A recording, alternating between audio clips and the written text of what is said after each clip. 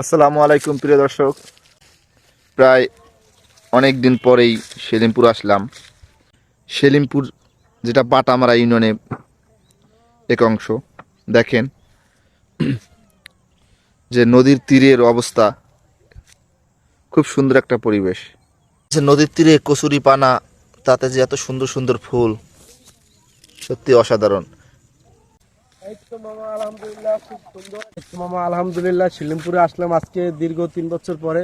খুব সুন্দর জায়গা, ঘুরতে আসলাম, খুব ভালো লাগতেছে। ওই যে কাশফুল আছে খুব সুন্দর সুন্দর, নদীর ধারে ভালোই লাগতেছে। নদীর ভিউ সত্যি অসাধারণ। নদীর পানি কিন্তু যে শীতের মৌসুমে নদীর পানিটা স্বচ্ছ থাকে, যেটা দেখতে দারুণ উপভোগ করা যায়। কুয়াকাটার মতো যে ভিউ। কিছুক্ষণ পরে এখানে হয়তো সূর্য অস্ত যাবে।